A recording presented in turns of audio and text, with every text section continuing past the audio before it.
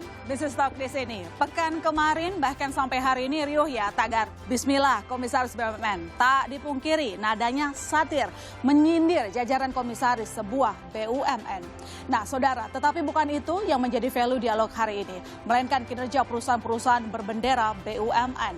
Tetapi yang dibahas adalah yang sedang berisiko tinggi atau bisa dibilang sakit.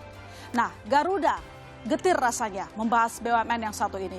Foto ini juga jadi viral, sebentar lagi muncul saudara, bagaimana kendaraan punya plat nomor, pesawat juga punya. Nah Garuda Indonesia mulai mengubah plat pesawatnya dari PK menjadi VQ. Nah mengapa call sign PK berarti Indonesia berubah call sign menjadi VQ atau Bermuda? Nah ini artinya pesawat yang disewa sudah dikembalikan, yaitu diambil oleh leasernya karena Garuda menunggak biaya sewa pesawat. Gampangnya saudara, perubahan plat pesawat seolah seperti detik-detik sita aset. Garuda tak membantah. Nah, benarkah pesawat sewaan ini merupakan langkah strategis untuk menyelamatkan perusahaan dari kebangkrutan? Bagaimana tidak? Dalam 1 bulan ruginya nambah 1,4 triliun dan utang jangka pendeknya sampai 70 triliun. Panik nggak? Ya paniklah. Sebenarnya bukan hanya Garuda saja BUMN yang sedang sakit kronis.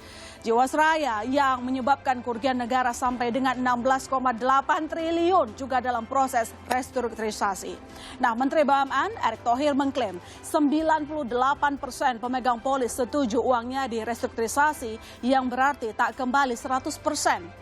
Hal lain yang dilakukan adalah menyuntik IFJ Life sebagai perusahaan asuransi BUMN. Jiwasraya dipastikan tak melanjutkan bisnis sebagai perusahaan asuransi jiwa. Garuda, Jiwasraya, risiko kredit BUMN juga naik. Belum lagi gunungan utang dan likuiditas BUMN Karya yang sempit. BUMN sakit, dibubarkan atau diobati. Business Talk tak pernah setengah-setengah menjadi rujukan pembuat kebijakan, dunia usaha dan penentu kesejahteraan individu. Saya, My Sister Tarigan.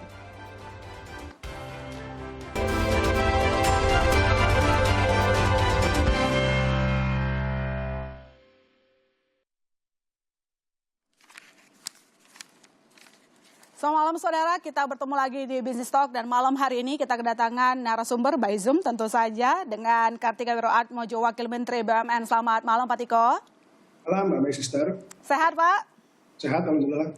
Saya langsung ke titik poin pertanyaan kita malam ini. Ini Kementerian BUMN getol melakukan reformasi sekaligus restrukturisasi atas perusahaan milik negara. Pertanyaan basic, apa sih urgensinya sampai kita harus melakukan perbaikan itu? Jadi kita sebagai perwakilan pemegang saham BUMN memang harus melihat BUMN ini sebagai portofolio bisnis yang sebenarnya korporasi. Nah memang harus dipisahkan antara aspek birokrasi dan korporasi. Karena di dalam korporasi perusahaan-perusahaan ini sama seperti perusahaan swasta juga, mereka adalah perusahaan terbatas yang mempunyai aset liabilities dan mempunyai kewajiban-kewajiban. Nah kami harus selalu secara cermat melihat bisnis model dan strategi perusahaan-perusahaan ini sebenarnya sudah tepat dan bisa bersaing atau tidak. Itu yang nomor 1 dulu. Karena tanpa bisnis model dan strategi yang tepat, tentunya BUMN juga seperti perusahaan yang lain pasti akan kalah bersaing dan akan berakhir pada penutupan. Kemudian di aspek kedua adalah dari sisi pengelolaan keuangan atau neraca. Nah ini tentunya sangat kental dengan pengelolaan cash flow dan juga dengan risk management. Ini hal yang memang selama ini kurang kita terapkan secara disiplin, yaitu bagaimana kita mengawal pertumbuhan dan bisnis BUMN ini dengan aspek risk management yang kuat. Dan memang kebetulan karena background saya dari perbankan, ini satu hal yang memang kita harus perkuat di seluruh BUMN kita, bahwa selain pertumbuhan bisnis, risk management harus diterapkan dengan ketat, sehingga risiko kegagalan perusahaan bisa kita kurangi. Nah, aspek terakhir yang harus kita amati tentunya good corporate governance. Karena ada juga kegagalan perusahaan yang disebabkan oleh fraud atau tindakan-tindakan manajemen yang merugikan perusahaan.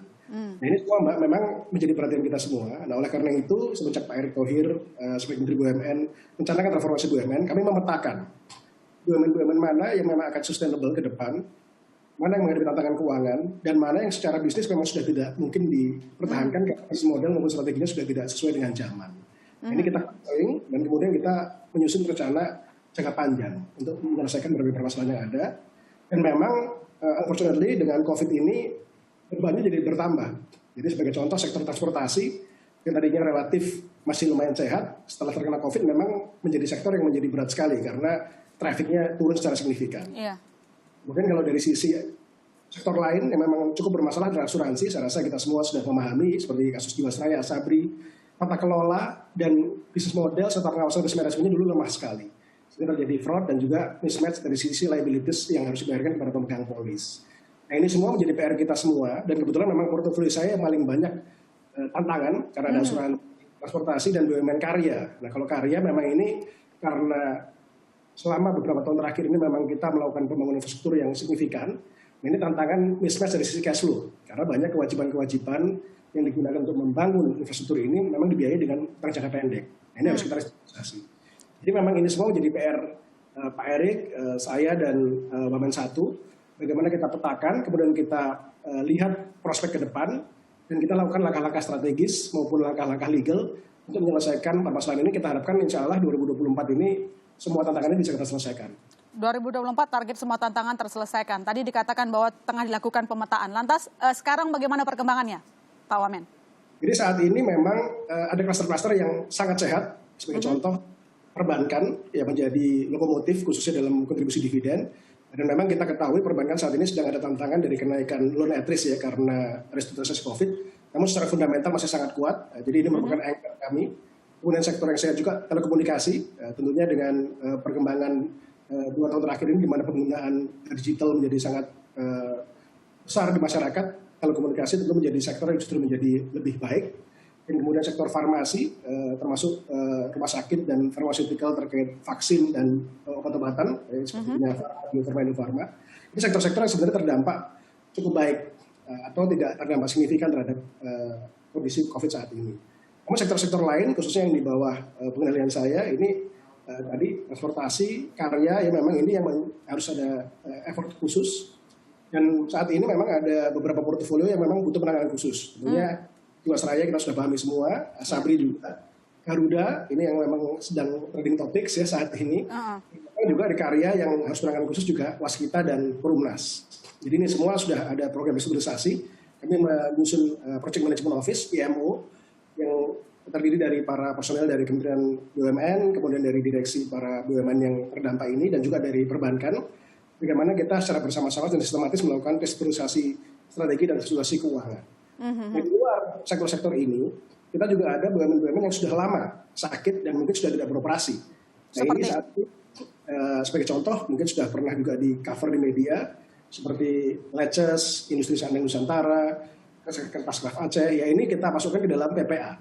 Dan memang ini sebagian daripada perusahaan yang sudah sebenarnya berhenti beroperasi ini memang kita rencanakan untuk dalam waktu dekat kita tutup. Karena memang dari kacamata operasi sudah hampir tidak ada operasi yang menghasilkan pendapatan. Jadi memang pemetaan ini sudah lengkap. Memang sekarang masuk ke tahapan action untuk menyelesaikan dan dengan berbagai strateginya yang memang sudah maju duluan Jiwasraya karena kebetulan memang dari awal saya masuk sudah langsung kita kerjakan dan itu saat restrukturisasinya sudah selesai dengan 90% menyetujui restrukturisasi.